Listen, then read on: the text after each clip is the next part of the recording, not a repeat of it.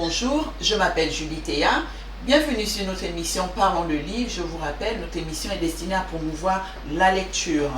Nous recevons des écrivains qui veulent partager leurs œuvres avec nous.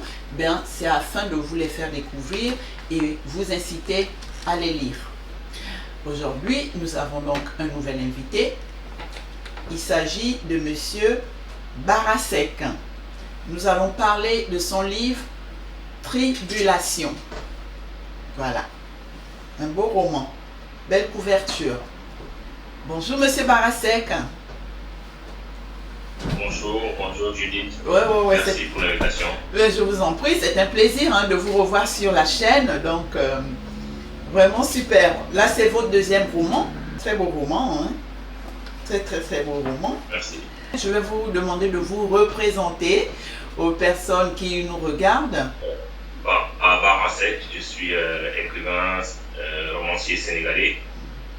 J'ai 40 ans. Je vis en France parce que j'ai étudié en France et j'ai commencé ma vie professionnelle. Donc, j'ai commencé à écrire. En tout cas, j'ai publié mon premier roman en 2017. Tribulation, c'est mon second roman. Il s'inscrit dans la suite, dans la continuité du premier que j'ai publié en 2017.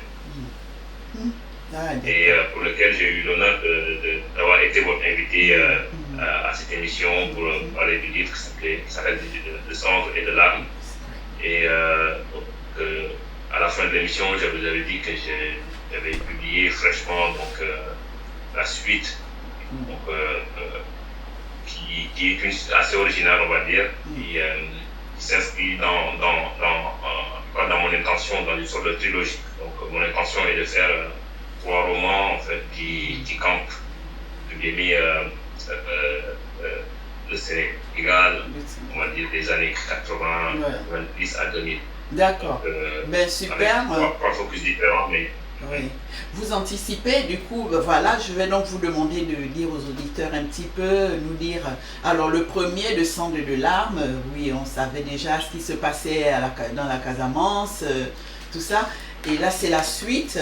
Donc dites un petit peu aux auditeurs de quoi vous parlez, voilà, dans Tribulation. Le deuxième. Dans Tribulation, en fait, ce que j'ai fait, c'est que j'ai juste changé la perspective et j'ai changé aussi le contexte géographique et un peu historique. Dans le premier roman, on était en Casamance, dans le début des années 90, avec Antoine de Fond, la crise casamançaise.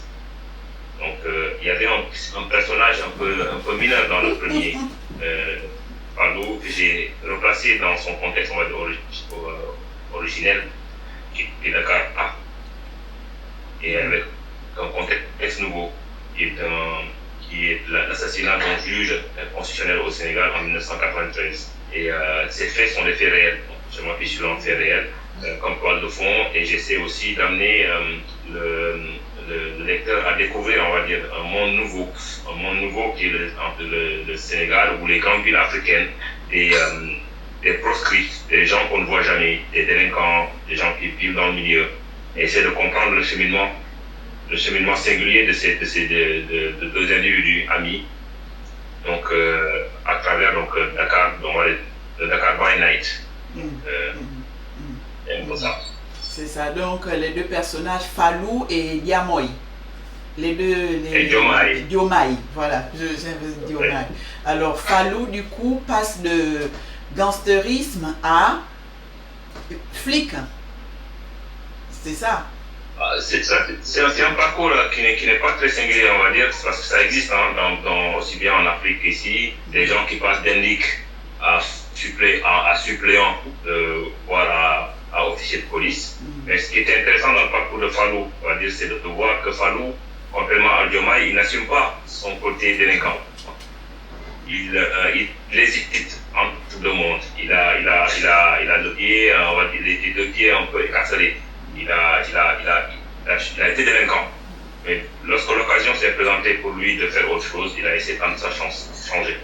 Donc on verra, est-ce qu'il change ou est-ce qu'il change pas. Oui, ça on n'en parlera pas. Oui, c'est au lecteur de le découvrir. Est-ce qu'il change, est-ce qu'il ne change pas. Et en contraste avec Diomaye, qui est son ami d'enfance, on va dire son ami de délinquance plutôt, qui lui assume pleinement, une sorte de carrière dans ce cancérisme. Donc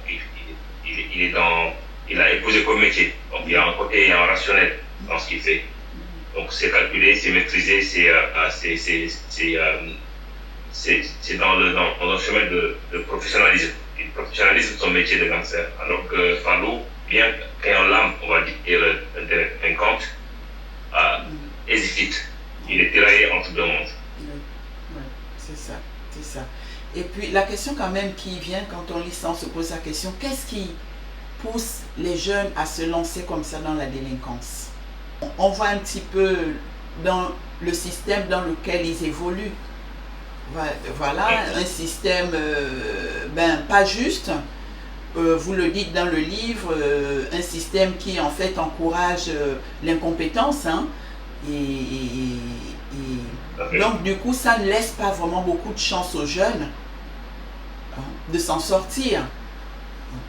Et qu'est-ce qu'ils font? Je crois c'est ce qui les pousse à se lancer dans la délinquance. Là vous parlez des gangs, hein? Il y a moi qui est à la tête d'un gang quand même, et les gangs qui parfois sont utilisés justement par ces personnes au pouvoir. Exactement. En fait, il y a deux éléments importants. Il y a le cheminement qui mène à la délinquance, donc à la petite délinquance souvent, parce que soit Fallou ou Diomaye, c'est des enfants qui ont fugué. Du fait souvent de violences domestiques à la maison ou de pauvreté aussi. Donc, on le dise ou pas, quand tu vas au Sénégal, il y a 1 an ou 2 ans, on estimait à peu près à 500 000 enfants de la rue. Des enfants qui sont livrés à eux-mêmes, qui vivent dans la rue. Ces enfants vont devenir adultes. Et lorsqu'on a grandi dans la rue, quand on devient adulte, les perspectives ne sont pas nombreuses. Donc, des Diomaye et des Fallou, il y en a beaucoup, il y en a énormément. C'était le but, en fait, en partie de ce roman aussi, c'est de mettre en lumière ce que j'appelle la fabrique de la délinquance. On attend chez nous qu'il y ait délinquance, qu'il y ait passage à l'acte, qu'il deviennent des bandits endurcis pour les réprimer. On les réprime et aussi on les utilise. Donc, comme dans tous les pays, les bandits ou les délinquants sont des auxiliaires utiles des pouvoirs, notamment des pouvoirs autocratiques, comme les pouvoirs qu'on a souvent en Afrique. Donc, mais on occulte cette partie, cette société qui, par son injustice, de par aussi les non-dits, le fait aussi on donne peu de chance à ceux qui sont vulnérables. Ce ne sont pas que les enfants chez nous, c'est les femmes, les enfants. Quand je parle des femmes, la condition des bonnes en Afrique est exécrable. Il y a les handicapés, il y a les vieux. Tous ceux qui sont vulnérables sont marginalisés. Et lorsqu'on est enfant, lorsqu'on a envie de vivre, lorsqu'on a envie de découvrir, la délinquance peut être une sorte d'échappatoire. Ça peut être ce qui est arrivé en tout cas à Diomaye et à Fallou. Vraiment, c'est ça. Tout à fait. Comme vous dites, et Diomaye, c'est vrai, il assume vraiment totalement, parce qu'il dit, d'ailleurs, il y a un passage à la fin, je voulais le mettre dans un paragraphe. Il demande à son ami s'il a peur de mourir, et lui dit non. Diomaye dit qu'il n'a pas peur de mourir, lui, parce que c'est ce qu'il assume totalement. Il a fait ce qu'il a fait pour survivre. C'est ce qu'il dit. Bon, parallèlement à ce problème justement des jeunes qui se lancent, les autorités qui les utilisent, voilà, pour faire les basses besognes, hein. Parce qu'on voit un petit peu le système, vous parlez des systèmes autocratiques effectivement qu'il y a dans la plupart de ces pays africains. On commence par les élections, comment ils font. Vous parlez d'un système caractérisé par le clientélisme et l'électoralisme. Voilà, ils tiennent à rester au pouvoir pour conserver leurs acquis, et là ils sont prêts à tout. On constate, ça m'a fait un peu tiquer, on constate qu'il y a une extraction de détenus souvent à la veille des élections. On se demande, on se dit pourquoi, voilà. Des morts qui votent aussi, ça c'est fréquent. Voilà, fréquent. Bon, on se dit, avec le temps, on se dit ça ne se passe pas que dans les républiques bananières. Hein. Vous voyez comme on a souvent dit. On se rend compte hein, que ça s'étale, voilà. Ou plutôt, ça se passait, mais maintenant qu'il y a social media, il y a tout, on entend de tout. Hein. Voilà, c'est pas, c'est pas le propre des républiques bananières. Et à un moment, vous dites ceci, vous parlez justement de ces systèmes, vous dites le cancer, métastase généralisée, résulte du télescopage de nos traditions. En fait, c'est un de vos personnages qui le dit à un moment dans le livre. Je vais regarder la page. Je ne sais plus si j'ai la page, mais le personnage dit ceci, que le système, voilà, dans lequel Fallou hein, et son ami évoluent, est un cancer. Hein, des métastases généralisées résultant du télescopage de nos traditions avec la réalité du colon français. Donc, je voulais vous demander, voilà, vous pouvez nous expliquer un petit peu, voilà, dans cette phrase, le fait que ces façons de faire, voilà, des indépendances de façade, comme vous dites, des démocratisations en trompe-l'œil, tout ça, système judiciaire partial, hein, 2 poids 2 mesures. Tout à fait. Voilà, tout ça. Donc, c'est les métastases généralisées qui résultent du télescopage de nos traditions avec la réalité du colon français.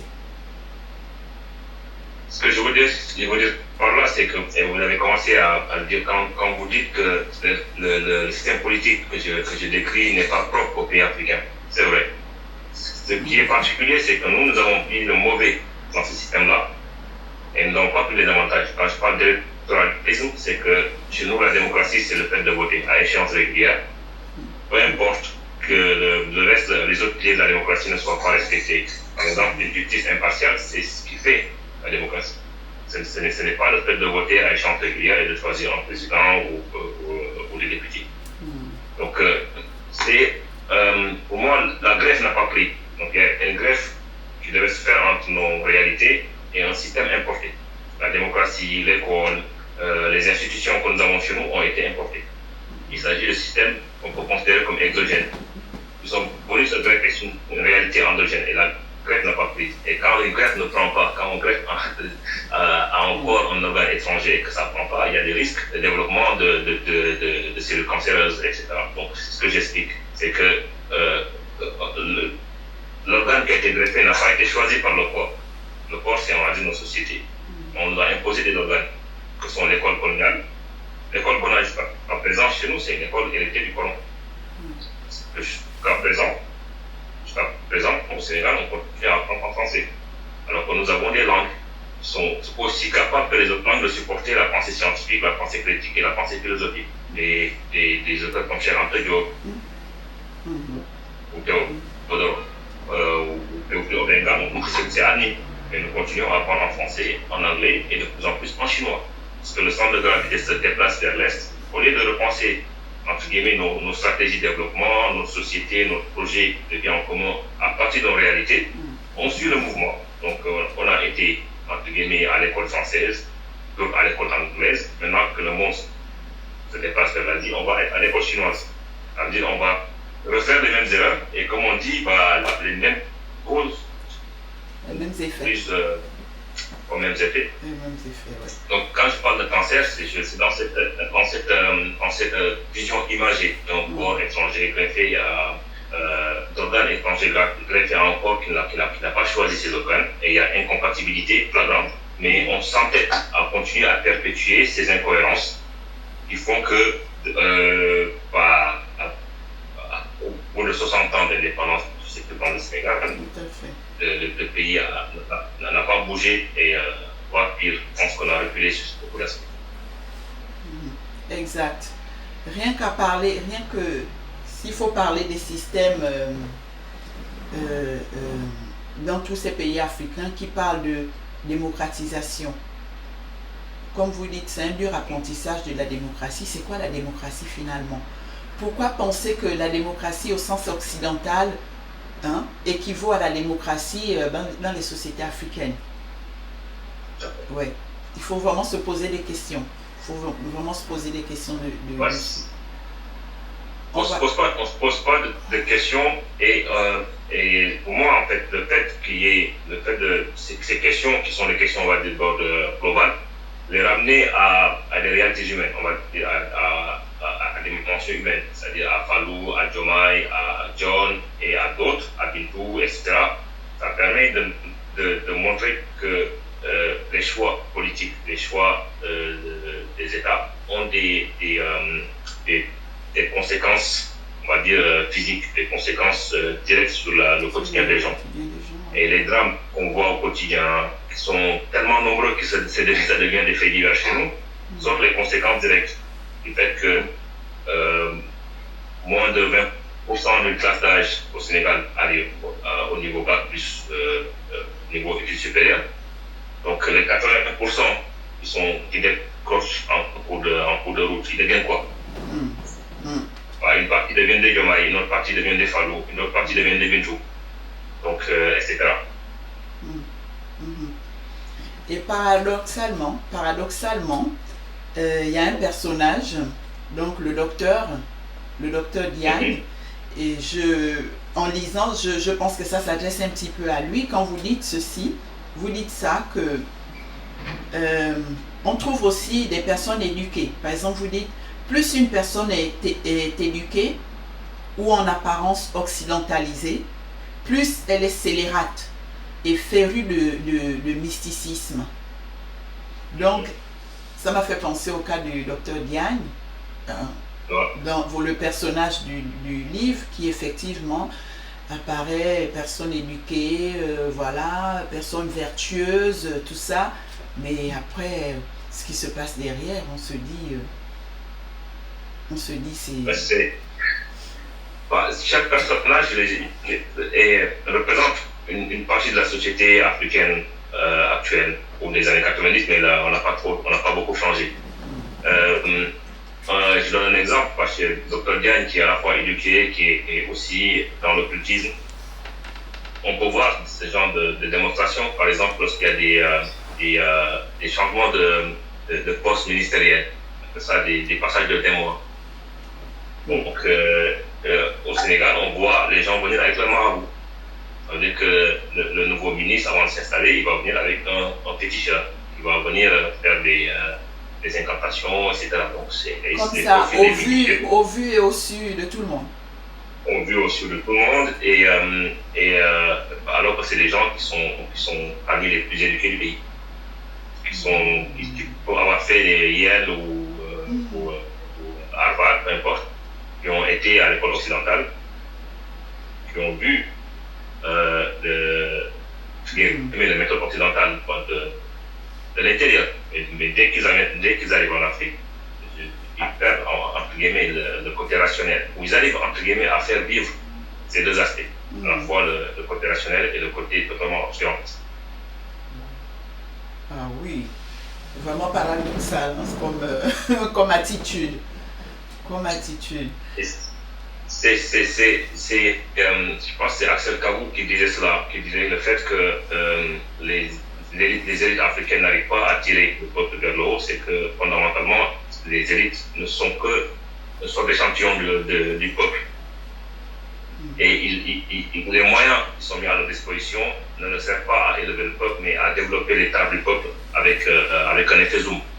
Lorsque le peuple gaspille à une échelle, on va dire, petite, les élites vont gaspiller à une échelle extraordinaire. Donc, et lorsque il y a de l'obscurantisme dans le peuple, ce même aspect va se retrouver au niveau des élites, mais lorsqu'il faut sacrifier, on va dire, des poulets au niveau de l'élite, là, ils vont sacrifier des milliards. Multiplié par 100, quoi. Oui, c'est ça. Exactement. C'est ce qui fait que, au bout de presque 60 ans d'indépendance, 60 ans du fait qu'on a maintenant des universités, on a énormément d'intellectuels, on continue à avoir les mêmes problèmes, exactement les mêmes problèmes. Donc, lorsqu'on regarde un documentaire, un reportage sur l'Afrique des années 80-70, on a une impression de déjà vu. C'est ce qu'on vit au quotidien. Alors, on a un peu parlé de tout ça, voilà, ces systèmes dictatoriaux, si on peut dire, qui font en sorte que, voilà, des jeunes se retrouvent, en fait, on a affaire à une société en perdition. À un moment, je vous pose la question, vous avez la réponse dans le livre, mais je préfère vous avez donné la réponse dans le livre. Comment comprendre la sociologie de la criminalité au pays, notamment au Sénégal? Comment comprendre la sociologie de la criminalité au Sénégal? Bon. C'est la somme de nos contradictions. On a un pays où on accumule des contradictions. Et c'est ce qui fait naître ce genre de comportement déviant qu'on appelle la criminalité ou la délinquance. Et souvent, la réaction que j'ai eue sur ce livre, c'est qu'on me dit c'est un sujet qui n'est pas suffisamment traité dans la littérature africaine. On le voit souvent dans la littérature, notamment américaine, où on parle beaucoup de la tête, de la mafia, ou de la délinquance de façon globale, ces phénomènes de gang. Et ça existe chez nous, ça n'a pas le même soubassement. Souvent, les conséquences en termes de violence sont les mêmes, exactement les mêmes. Les derniers événements tragiques qu'il y a eu au Sénégal en mars, avec les manifestations qui ont occasionné la mort de 14 personnes, jusqu'à présent, on ne sait pas qui a tué qui. On a vu des gens en armes. Maintenant, avec les réseaux sociaux, les gens filment le balcon ou les étages. On voit des gens en armes tirer sur d'autres gens, souvent sur les jeunes non armés. Et jusqu'à présent, on n'arrive pas à les identifier. Donc, et ce que je disais tantôt, c'est que tous ces Yoma ou ces femmes, qui sont, entre guillemets, invisibles lorsque tout va bien en situation normale, lorsqu'il y a des élections, il y a des groupes, ils deviennent des auxiliaires des hommes de pouvoir. De ce système, c'est ça, exact. Dans le livre, vous dites ça justement. Si on essaie en effet de trouver un dénominateur commun à la plupart des affaires que nous avons pu dénouer, une sorte de fil d'Ariane qui permettrait sans trop nous égarer de comprendre la sociologie de la criminalité sénégalaise, aux deux extrémités de ce fil conducteur se trouveraient les deux puissants moteurs, les deux principaux générateurs de nos méfaits et turpitudes. Il s'agit de l'inconséquence qui est la mère de toutes nos irresponsabilités et de l'incohérence qui est le corollaire de notre irrationalité. Voilà, c'est ça. Je répète souvent, c'est que il y a certains qui parlent de refus du progrès ou de la méthode. Pour moi, au-delà du refus du progrès ou de la méthode, c'est l'incohérence et les conséquences. C'est le fait, quand je dis l'incohérence, c'est le fait que pour un pays d'accepter, par exemple, d'être gouverné par des systèmes qui sont importés. Et c'est une question que beaucoup d'intellectuels africains se posent, c'est comment, par exemple, les Africains peuvent être gouvernés par des constitutions qui ont été livrées quasiment prêtes à être appliquées par le colon lorsqu'il partait. Nous, on a copié la constitution française, qui était adaptée à la culture, à la sociologie française, à l'histoire française. Et on a voulu se l'appliquer de force. On a vu que ça ne marchait pas. Donc il y a deux solutions. Et soit on s'arrête et on écrit, on réfléchit à une constitution, à des lois, à des valeurs qui nous sont propres. Soit on essaie de transformer le Sénégalais en solo-français. Et la solution, donc la dernière solution, c'est la solution de la schizophrénie. La solution qui mène à des situations incompréhensibles. D'ailleurs, il y a un pays qui est voisin du Sénégal, c'est le Mali, qui a décidé de faire ce que d'essayer la première solution, c'est-à-dire de faire table rase et d'essayer de convoquer les Maliens à réfléchir sur le projet de vie commun à partir de valeurs authentiquement maliennes. Et ça, c'est effort. C'est un effort, hein. C'est un effort et ça va engendrer des sacrifices. Ça va engendrer des sacrifices. Le Mali s'est retrouvé isolé pendant un moment parce que cet effort d'être indépendant, d'être cohérent, c'est un sacrifice qu'une génération doit être prête à payer. Et jusqu'à présent, dans beaucoup de pays, aucune génération, en tout cas, chaque génération essaie de passer, on va dire, le témoin à la génération suivante. Oui, et ça. Si on continue ainsi, on s'en sort pas. L'Afrique ne s'en sortira jamais. Oui. L'émancipation réelle ne se fera pas. Jamais. peut-être on arrivera avec des mouvements qui existent actuellement où les gens rejettent, on va dire, l'occidentalisation, avec des mouvements comme les mouvements anti-français, on va dire. On va juste changer de maître. Et pour moi, changer de maître, c'est pas la solution. Exactement. Passer de maître français à maître chinois, ça n'est pas le problème. C'est ça. Donc l'Afrique, si je comprends bien, l'Afrique doit se repenser, voilà.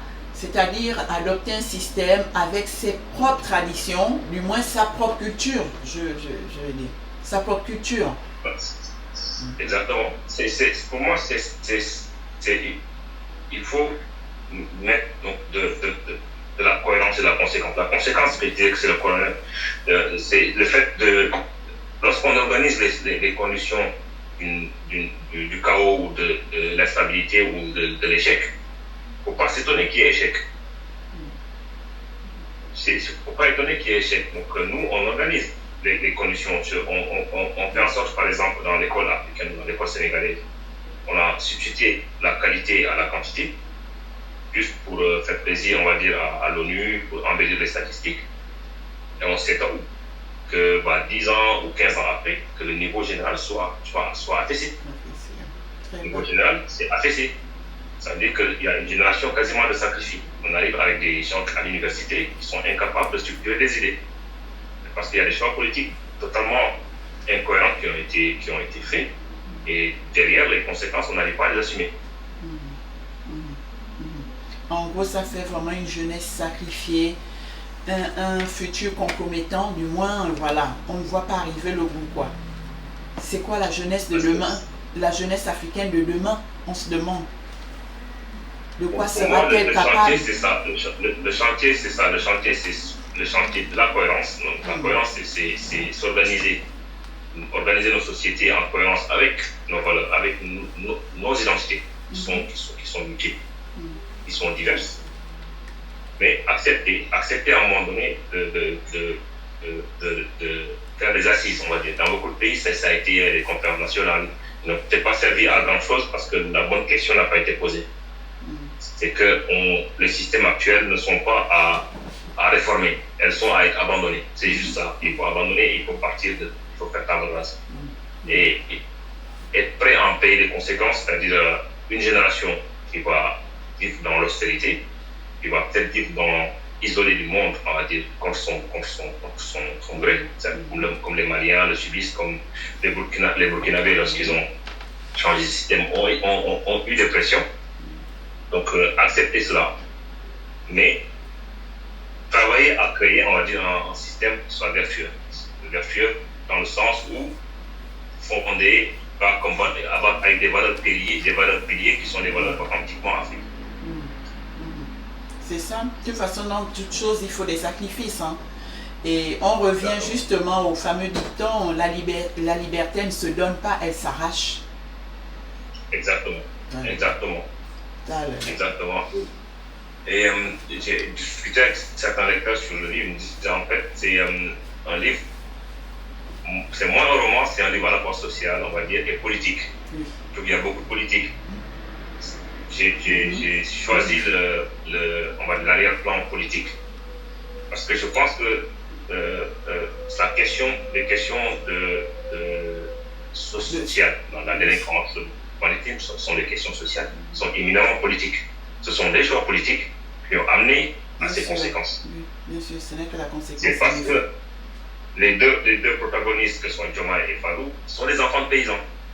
Et c'est parce que on a fait le choix politique d'abandonner nos zones rurales, nos campagnes, de les abandonner complètement.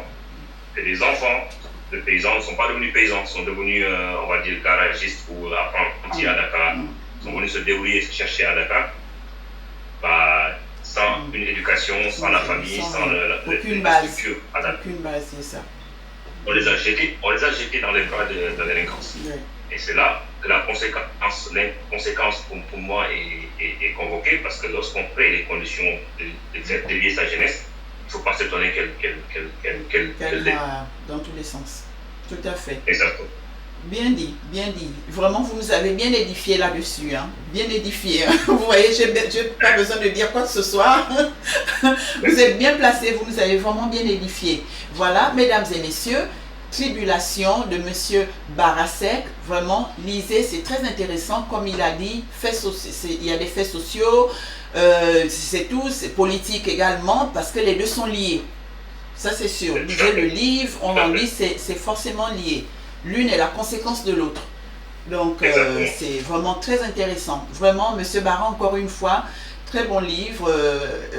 Vous nous édifiez très, très bien. Si bien, là, vous l'avez résumé.